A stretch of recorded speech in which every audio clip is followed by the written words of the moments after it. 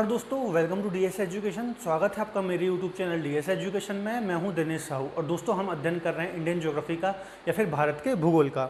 तो दोस्तों हमारे भारत के भूगोल की इस सीरीज़ में हम पढ़ रहे थे भारत की नदियों के बारे में, है ना। जो भारत की नदियाँ हैं, भारत की नदियाँ, भारत की नदियों के बारे में दोस्तों हम पढ़ रहे थे। इसके अंतर्गत दोस्तों पहले मैं एक बार आपको रिवीजन करा दूँ हमने क्या क्या पढ़ लिया है, ठीक है, और आज हम क्या पढ़ेंगे। तो देखिए दोस्तों, जो हिमालय की नदियाँ हैं, ठीक है, हिमालय नदियाँ, हिमालय की नदियाँ, ठीक है, तीन मुख्य नदियाँ हैं जिसमें पूरे तीन नदी तंत्र हैं, ठीक है। एक है गंगा नदी तंत्र, गंगा नदी तंत्र, ये हम पढ़ चुके हैं। इसके अलावा सेकंड हमने पढ़ा था ब्रह्मपुत्र नदी तंत्र के बारे में, ब्रह्मपुत्र नदी तंत्र, ठीक है। और तीसरा हमने दोस्तों पढ़ा था सिंधु नदी तंत्र, ठीक है, सिंधु नदी तंत्र, या फिर हम इसे इंडस रिवर भी बोलते हैं, ठीक है। तो ये हिमालय नदियों के अंतर्गत दोस्तों जो नदियाँ हिमालय से निकलती हैं, ठीक है, या हिमालय के उस पार से आती हैं। तो ये मुख्यतः तीन नदी तंत्र, ड्रेनेज सिस्टम तीन हमने पढ़ लिए हैं, ठीक है। इसके अलावा दोस्तों अब हम पढ़ रहे थे प्रायद्वीपीय भारत की नदियाँ, है ना, प्रायद्वीपीय भारत की नदियाँ, प्रायद्वीपीय भारत की नदियाँ, ठीक है, की नदियाँ, पेनिनसुलर रिवर्स, है ना। प्रायद्वीपीय भारत की, प्रायद्वीप क्या होता है दोस्तों, ये तीन ओर से समुद्र से घिरा हुआ होता है। मतलब जो यहाँ पे मैंने मैप बनाया है, ठीक है, इन नदियों को हम पढ़ रहे थे, जो भारत प्रायद्वीपीय भारत की नदियाँ हैं, ठीक है, तीन ओर से जो समुद्र से या पानी से घिरा होता है उसे हम प्रायद्वीपीय बोलते हैं, ठीक है। तो ये हमारा भारत का प्रायद्वीपीय वाला पार्ट है, ठीक है। तो प्रायद्वीपीय भारत की नदियों के अंतर्गत दोस्तों हम दो नदियाँ पढ़ेंगे, एक तो जो अरब सागर में गिरती हैं, है ना, अरब सागर में गिरती हैं, और एक जो बंगाल की खाड़ी में गिरती हैं, ठीक है, एक जो बंगाल की खाड़ी में गिरती हैं, ठीक है। तो हमने स्टार्ट किया था अरब सागर में गिरने वाली नदियाँ, ठीक है, जैसे हमने नर्मदा पढ़ लिया था, ठीक है, इसमें हमने नर्मदा पढ़ लिया था, नर्मदा नदी के बारे में पढ़ लिया था, एक ताप्ती पढ़ लिया था, ठीक है, एक माही पढ़ लिया था, और एक साबरमती, ठीक है। ये चार नदियों के बारे में हमने पढ़ लिया था। देखिए ये मैंने लास्ट लेक्चर में आपको बताया था, ये नर्मदा नदी, ठीक है, मध्य प्रदेश से निकलती है मैकाल श्रेणी से, और इस प्रकार से भ्रंश घाटी में बहती हुई अरब सागर में गिर जाती है। एक हमने देखा था ताप्ती नदी, ये भी भ्रंश घाटी में बहती है, ठीक है, और अरब सागर में गिर जाती है, खंबात की खाड़ी में गिर जाती है, ठीक है। इसके अलावा इसके बाद हमने देखा था एक यहाँ पे माही नदी है ना, माही नदी देखा था, और एक साबरमती देखा था, ठीक है, खासतौर पर गुजरात वाले एरिया में बहती हैं ये, ठीक है। तो ये चार नदियाँ दोस्तों अरब सागर में गिरने वाली हमने पढ़ ली थी। अब कुछ छोटी छोटी नदियाँ और बची हुई हैं, ठीक है। तो आज हम कौन कौन सी नदियाँ पढ़ेंगे अरब सागर में गिरने वाली। एक हम पढ़ेंगे, ठीक है, यहाँ की तो हो गई, एक हम पढ़ेंगे मांडवी, है ना, एक पढ़ेंगे मांडवी,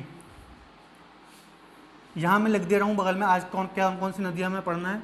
एक पढ़ेंगे मांडवी, खासतौर पर जो गोवा में बहती है, ठीक है, कर्नाटक से निकलती है, गोवा में बहती है लेकिन मुख्यतः, ठीक है। इसके अलावा एक और है जुआरी, ये भी गोवा की प्रमुख नदी है, जुआरी, है ना, जुआरी, ठीक है। इसके बाद और नीचे आएंगे तो एक और है दोस्तों शरावती, ठीक है, कर्नाटक में बहती है शरावती, ठीक है, और एक है पेरियार।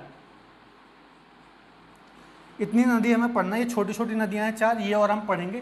तो ये अरब सागर की जो नदियां हैं, ठीक है, ये अरब सागर है, यहाँ पर अरब सागर, तो ये अरब सागर में गिरने वाली प्रायद्वीपीय भारत की नदियाँ हमारी कंप्लीट हो जाएंगी, ठीक है। तो ये चार हम पढ़ चुके हैं, ये चार पांच हम और पढ़ेंगे, ठीक है। तो देखिए एक बार पहले मैं मैप में बता दूं आपको, यहाँ गोवा है, ये गोवा है, ठीक है, ये मांडवी है एक, ठीक है, यहाँ पर एक और नदी बहती है जुआरी, ठीक है, एक यहाँ पर है शरावती नदी कर्नाटक में, और एक केरल वाले एरिया में बहती है पेरियार नदी। तो ये चार नदी हमें आज पढ़ना है, ठीक है। इसके अलावा देखिए दोस्तों कुछ और चीज़ें मैं आपको कॉन्सेप्ट वाली बता देता हूँ नदियों से रिलेटेड। हालांकि हमने जब प्रायद्वीपीय भारत के बारे में पढ़ा था तब भी मैंने आपको कई बार बताया था, ठीक है, ठीक है। देखिए दोस्तों जो ये नर्मदा घाटी का भ्रंश है, ठीक है, जहाँ नर्मदा नदी बहती है, ये है ना, ये नर्मदा नदी जहाँ बहती है ये भ्रंश में बहती है, मैंने आपको बताया पहले, है ना। तो ये नर्मदा नदी के जो उत्तर वाला एरिया है, ये वाला पूरा एरिया है ना, ये वाला, तो यहाँ से दोस्तों जो भी नदियाँ निकलती हैं वो उत्तर साइड बहती हैं और गंगा नदी में मिलती है ना। यहाँ से गंगा नदी निकली हुई है ऐसे, है ना, गंगा नदी निकली हुई, और यहाँ की मैक्सिमम नदियाँ जो हैं एक दूसरे की सहायता से किस में मिलती हैं, गंगा में मिलती हैं। उसका रीज़न ये है दोस्तों कि जो नर्मदा और या सोन का घाटी का भ्रंश है जो ये, ठीक है, नर्मदा घाटी का भ्रंश है जहाँ पर नर्मदा नदी बहती है, ठीक है, तो इसके उत्तर का जो ढाल है प्रायद्वीपीय पठार का, ठीक है, वो उत्तर की साइड है, ठीक है। मैंने क्या बोला, जो हमारा प्रायद्वीपीय पठार है, ठीक है, उसका उत्तरी भाग या फिर हम बोले नर्मदा भ्रंश है, उसके उत्तरी भाग का जो ढाल है वो उत्तर साइड है, इसलिए जो मैक्सिमम नदियां हैं मध्य प्रदेश की आप खास तौर पर देखेंगे वो गंगा में जाकर मिलती हैं, फिर एक दूसरे की सहायता से गंगा में जाकर मिलती हैं। इसका रीज़न ये है कि इसका ढाल उत्तर की ओर है, ठीक है। अब हम बात करते हैं प्रायद्वीपीय भारत की नदियाँ, या फिर हम बोलें जो भ्रंश है नर्मदा या ताप्ती का, उसके साउथ वाली नदियों का ढाल कहाँ है। तो देखिए जो यहाँ से मुख्यतः नदी है, जैसे गोदावरी है, ठीक है, यहाँ पर एक नदियाँ गोदावरी है, यहाँ पर एक नदी महानदी है, और भी बहुत सारी नदी है, कृष्णा है, ठीक है, कृष्णा है, कावेरी है। तो मैक्सिमम जो नदियाँ हैं प्रायद्वीपीय भारत की, उनका ढाल किस तो ओर है, पूर्व की ओर, ठीक है, या फिर पूर्वी घाट की ओर, मतलब इस तरह जाती हैं और बंगाल की खाड़ी में जाकर गिर जाती हैं, है ना। यहाँ पर क्या है, बंगाल की खाड़ी, ठीक है। तो मैक्सिमम नदियाँ पूर्व की ओर बहती है। इसका रीज़न ये है कि जो हमारा प्रायद्वीपीय भारत का ये पूरा एरिया है, मैक्सिमम दक्षिण वाला एरिया हम पूरा देख लें तो इसका जो ढाल है वो पूर्व की ओर है, मतलब इस साइड है, ऐसा है ना, इसलिए मैक्सिमम नदियाँ ऐसे फ्लो कहती हैं पूर्व की ओर, ठीक है, इसलिए पूर्वी की ओर बहती है मैक्सिमम बड़ी बड़ी नदियाँ, ठीक है। एक कॉन्सेप्ट वाली बात हो गई। अब देखिए जो पश्चिमी घाट की नदियाँ दोस्तों, ठीक है, ये बहुत ही छोटी छोटी नदियाँ हैं, ठीक है। यदि आप नर्मदा ताप्ती को छोड़ दें, ठीक है, ये सबसे बड़ी नदियाँ हैं, सबसे बड़ी है नर्मदा, फिर है ताप्ती। इसका ये मतलब पश्चिम में बहने वाली सबसे बड़ी नदियाँ हैं, ठीक है। तो ये इसलिए लंबी नदियाँ हैं क्योंकि ये भ्रंश में बैठी हैं, ठीक है, एक नाली में बहती हैं, एक मतलब लंबी नाली में, आप ऐसा समझ सकते हैं कि ये भ्रंश में बैठती हैं। इस कारण चूंकि मैंने अभी आपको बताया कि ढाल है वो तो पूर्व की ओर है, ठीक है, और उत्तर का वाला भाग उत्तर की ओर है, तो ये इस साइड कैसे बह रही है, क्वेश्चन आपके माइंड में आ सकता है। तो इसका रीज़न ये है कि ये भ्रंश में चूंकि बहती हैं इसलिए इनका डायरेक्शन पश्चिम की ओर है, ठीक है। अब देखिए यहाँ की कुछ छोटी छोटी नदियाँ हैं, ठीक है, जैसे मैंने आपको बताया मांडवी, सरवती, पेरियार, जुआरी, ठीक है। अब ये पश्चिमी घाट से निकलती है, यहाँ पर पश्चिमी घाट है ना, पश्चिमी घाट पर्वत है तो ये पश्चिमी घाट से निकलती हैं, ठीक है, और बहुत ही तीव्र गति से बहती हैं और अरब सागर में जाकर के गिर जाती हैं। अब देखिए दोस्तों यहाँ के जो पश्चिमी घाट की मैक्सिमम नदियाँ हैं, ठीक है, चूंकि ये तीव्र गति से बहती हैं, बहुत ही कम दूरी तय करती हैं, ठीक है, इसलिए एस्चुरी का निर्माण करती हैं। एस्चुरी मैंने आपको लास्ट लेक्चर में बताया था क्या होता है। एस्चुरी मतलब क्या होता है दोस्तों, जब कोई नदी तीव्र गति से जाती है और समुद्र में जाती है, ठीक है, तो अपने अवसाद का निक्षेप भी समुद्र में ही कर देती है, ठीक है, और बहुत ही तीव्र गति से जाती है। और डेल्टा क्या होता है, डेल्टा जब नदी अपने मुहाने तक पहुंचती तो बहुत धीमी हो जाती है ना, बहुत धीमी हो जाती है और इस प्रकार से फैलते हुए अपने सागर में जाकर के मिल जाती है और इस प्रकार से डेल्टा का निर्माण करती है, ठीक है। तो ये होता है डेल्टा और एस्चुरी। तो जो पश्चिमी घाट की मैक्सिमम नदियां हैं या फिर पश्चिमी साइड जो नदियां जाती हैं वो एस्चुरी का निर्माण करती हैं, और जो पूर्वी की ओर नदियां जाती हैं वो डेल्टा का। देखिए यहाँ पर जो नदियाँ आती हैं वो डेल्टा का निर्माण करती हैं ना इस प्रकार से, और इस साइड जो नदियाँ आती हैं वो एस्चुरी का निर्माण करती हैं, ठीक है। तो एक बात ये हो गई, और यही कारण दोस्तों जो आपको पूर्व पश्चिम साइड आपको जो बंदरगाह मिलेंगे वो अच्छे बंदरगाह मिलेंगे, प्राकृतिक बंदरगाह मिलेंगे, और जो पूर्व साइड आपको बंदरगाह मिलेंगे, ठीक है, वो प्राकृतिक बंदरगाह आपको नहीं मिलेंगे या बहुत अच्छे बंदरगाह नहीं मिलेंगे। उसका रीज़न ये है कि यहाँ की नदियाँ जब एस्चुरी बनाती हैं, ठीक है, तो जब तीव्र गति से सागर में मिलती हैं ना, तेज़ी से जब सागर में वो गिरेंगी तो वहाँ गहराई भी ज़्यादा होगी, ठीक है, गहराई जब होती है सागर की तटीय वाले प्रदेश में, ठीक है, तो जहाज़ों को आने जाने में दिक्कत नहीं होती है ना।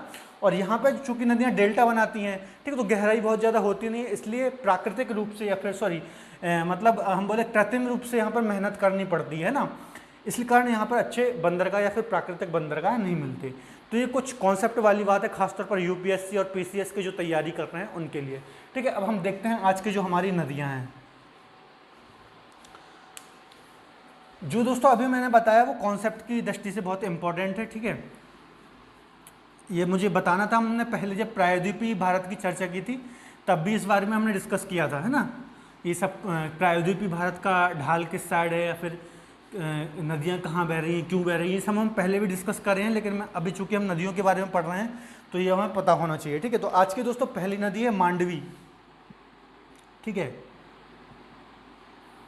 मांडवी नदी, ठीक है। देखिए मांडवी नदी मुख्य रूप से कर्नाटक से निकलती है और गोवा होते हुए अरब सागर में गिर जाती है, ठीक है। इसका पहले हम वो देख लेते हैं इसका ओरिजिन कहाँ से होता है, ठीक है। तो इसका ओरिजिन होता है दोस्तों कर्नाटक, कर्नाटक में बेलगाम है, बेलगाम है ना, बेलगाम है, यहाँ पर एक स्थान है भीलगढ़, भीमगढ़, ठीक है। कर्नाटक के बेलगाम के भीमगढ़ से इस नदी का ओरिजिन होता है, ठीक है। इसे दोस्तों गोवा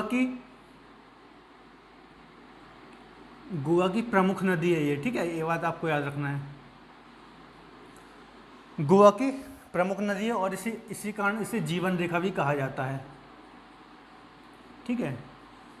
मांडवी नदी के बारे में दोस्तों हम पढ़ रहे हैं, ठीक है। इसको मैंने बताया कि इसका ओरिजिन कहाँ से होता है, बेलगाम, जो कि कर्नाटक है, कर्नाटक में बेलगाम, ठीक है, भीमगढ़ नामक स्थान से इसका ओरिजिन होता है। और ये गोवा की बहुत ही प्रमुख नदी है और जीवन रेखा भी है, ठीक है। इसके किनारे दोस्तों एक शहर स्थित है, पणजी, ठीक है। इसकी कैपिटल भी है गोवा की, पणजी, ठीक है। तो इसी के किनारे स्थित है, पणजी के किनारे, पणजी मांडवी नदी के किनारे स्थित है, मांडवी नदी के किनारे स्थित है। देखिए दोस्तों, जो प्रमुख पॉइंट हैं जो एग्जाम में आ सकते हैं, क्योंकि ये छोटी नदियां हैं, इनसे बहुत ज़्यादा क्वेश्चन बनते नहीं हैं। अब इससे क्या क्वेश्चन बन सकते हैं, इससे ये क्वेश्चन बन सकता है कि मांडवी नदी किस राज्य में बहती है, ठीक है। ये क्वेश्चन बन सकते हैं, जैसे पणजी शहर किस नदी के किनारे स्थित है, यहाँ से क्वेश्चन बन सकते हैं। बहुत ज़्यादा क्वेश्चन यहाँ से नहीं बनते हैं, या फिर मांडवी नदी, ठीक है। तो ये एक दो क्वेश्चन ही बनते हैं, ज़्यादा प्रमुख क्वेश्चन इसमें नहीं बनते, इसलिए जो जो क्वेश्चन बन सकते हैं हम वही चीज़ें यहाँ पर कवर करेंगे, ठीक है। तो पणजी के किनारे स्थित है। इसके अलावा 2 राज्यों में बहती है, एक है कर्नाटक प्लस गोवा, ठीक है। कर्नाटक से इसका ओरिजिन होता है और गोवा जाकर अरब सागर में ये गिर जाती है, ठीक है। तो ये मांडवी नदी है, ये 4 पॉइंट आपको याद रखना है। बेलगाम, भीमगढ़ से इसका ओरिजिन होता है, ठीक है। कर्नाटक के बाद गोवा जाती है, गोवा के बाद अरब सागर में गिर जाती है। इसके अलावा जो पणजी शहर है, ठीक है, पणजी इसके किनारे स्थित है, ठीक है। इसके अलावा कर्नाटक प्लस गोवा में ये बहती है। ये 4 पॉइंट आपको इसकी याद रखना है। इसके बाद दोस्तों दूसरी नदी है जुआरी नदी, है ना, जुआरी नदी। ये भी मुख्यतः कहाँ बहती है, ये भी बहती है अपनी कहाँ पे, गोवा में, है ना। तो गोवा की सबसे लंबी नदी, इसका एक मेन पॉइंट है, गोवा की सबसे लंबी नदी, ठीक है। गोवा की सबसे लंबी नदी है। इसमें दोस्तों ये नदी पढ़ाने का एक उद्देश्य है मेरा, ठीक है। ये पॉइंट तो ठीक है, एग्जाम में नहीं पूछेगा। इसको पढ़ाने का ये है कि जो एक पोर्ट है मारमा गांव, ठीक है, मारमा गांव पोर्ट है या फिर बंदरगाह है, ठीक है। यहाँ लिख देता हूँ, बंदरगाह या फिर पोर्ट। जो मारमा गांव बंदरगाह पोर्ट है दोस्तों, वो कहाँ पर स्थित है, देखिए जैसे ये मांडवी नदी आई, ठीक है, और ये जुआरी नदी आई, ठीक है। तो इनका जो मुहाना है, ये आसपास ही बहती हैं और इनका मुहाना भी आसपास है, ठीक है। तो इनके मुहानों के पास ही एक पोर्ट है, मारमा गांव पोर्ट। तो आप ये अलग से एक पॉइंट डाल के लिख लीजिए कि मांडवी नदी और जुआरी नदी के मुहानों पर ही मारमा गांव पोर्ट या फिर बंदरगाह स्थित है। ये एग्जाम में पूछ सकता है, ठीक है। तो ये इंपॉर्टेंट पॉइंट लगा, इसलिए मैंने आपको बता दिया। एक पॉइंट और है इस नदी का, ठीक है। एक शहर है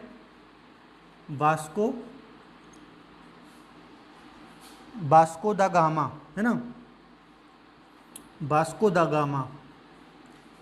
ये पोर्ट भी है दोस्तों और एक शहर भी है, ठीक है। तो वास्को दा गामा जो शहर या पर पोर्ट है, वो भी इसी नदी के किनारे पर स्थित है, ठीक है। ये पॉइंट आपको याद रखना है। तो ये 2 पॉइंट ही याद है। अब देखिए यहाँ से क्वेश्चन कैसे बन सकते हैं, मांडवी नदी से कहाँ से क्वेश्चन बन जाएगा आपसे कि पणजी किस शहर के किनारे स्थित है, ये पूछ लेगा, ठीक है। गोवा के जीवन रेखा पूछ सकता है, ठीक है। किस किस स्टेट में बह रही है ये नदी, ये पूछ सकता है, ठीक है। तो कुछ ज़्यादा इंपॉर्टेंट नहीं है, कुछ जो पॉइंट इंपॉर्टेंट है मैं आपको बताते जा रहा हूँ। फालतू हमें यहाँ पर नहीं पढ़ना है, इसकी लंबाई याद नहीं करनी है, इनकी लंबाई नहीं पूछेगा, ठीक है। कहाँ से निकलता है वो भी नहीं पूछेगा, कोई बहुत इंपॉर्टेंट नदी है तो उसी का ओरिजिन पूछता है, ठीक है। इसके बाद तीसरी नदी है दोस्तों शरावती, ठीक है, शरावती नदी, ये मैंने यहाँ पे बनाया है, ठीक है। ये कर्नाटक से निकलती है, ठीक है, ये वाली कर्नाटक से निकलती है और अरब सागर में गिर जाती है। इसका उद्गम कहाँ है दोस्तों, उद्गम या फिर हम बोले ओरिजिन, ठीक है। तो इसका दोस्तों उद्गम होता है कर्नाटक के शिमोगा जिले से, कर्नाटक के शिमोगा जिले, कर्नाटक के शिमोगा जिले के अंबु तीरथ,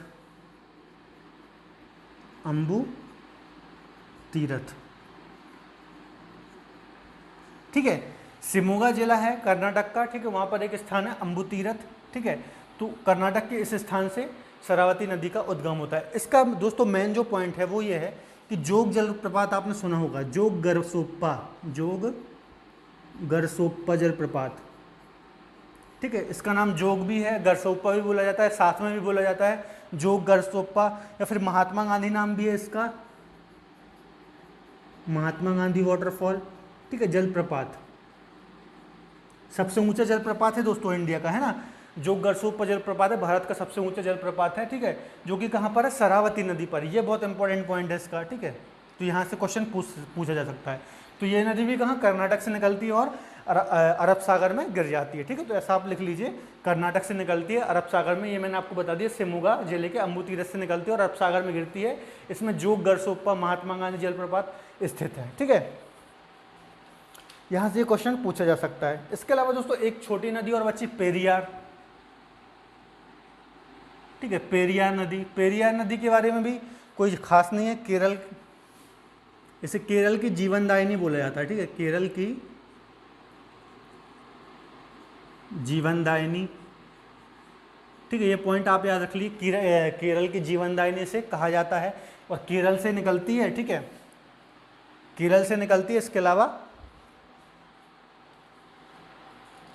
ठीक है, एक पॉइंट इसमें दोस्तों ये इडुक्की बांध है इसमें, ठीक है, इडुक्की, ये भी अरब सागर में गिरती है और इडुक्की परियोजना या फिर बांध आप लिख लीजिए, है ना, ये इंपॉर्टेंट है, ठीक है। पूछा जाता है इडुक्की बांध या फिर इडुक्की परियोजना किस नदी पर है, तो पेरियार नदी पर है। पेरियार नदी कहाँ, केरल में मुख्यतः बहती है, ठीक है, केरल की जीवनदायिनी से कहा जाता है और अरब सागर में ही गिरती है। तो ये दोस्तों चार छोटी छोटी नदियाँ, कुछ इसके एक दो पॉइंट इंपॉर्टेंट हैं जो कि एग्जाम में पूछ सकते हैं, वो सारे मैंने यहाँ पर कवर कर दिए।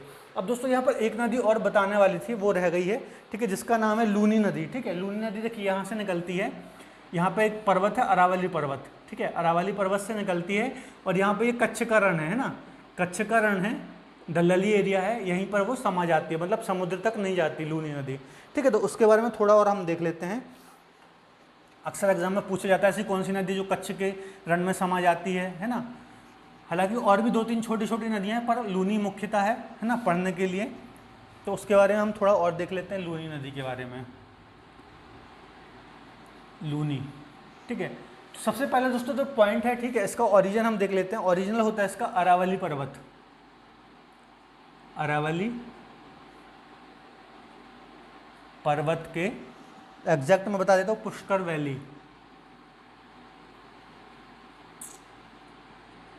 ठीक है, अरावली पर्वत के पुष्कर वैली से लूनी घाटी का ओरिजिन होता है, ठीक है। राजस्थान की सबसे लंबी नदी है, ठीक है, जो राजस्थान की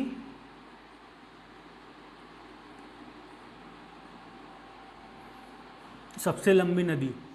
देखिए दोस्तों, राजस्थान में बहुत ज़्यादा नदियां हैं नहीं, बहुत ही कम नदियां हैं, ठीक है, उसमें लूनी सबसे इम्पोर्टेंट नदी है, ठीक है, राजस्थान की सबसे लंबी नदी और बड़ी नदी है ये, ठीक है। इसके अलावा एक पॉइंट आपको ये रखना है, जो ये यहाँ से बहती है, ठीक है, ये अरावली रेंज है, ठीक है। जब ये निकलती है उसके थोड़ी दूर बाद ही राजस्थान में एक झील है, सांभर झील, ठीक है, तो सांभर झील इसी में स्थित है, खारे पानी की झील है सांभर झील, इसी में स्थित है, ठीक है, सांभर झील खारे पानी की झील है दोस्तों।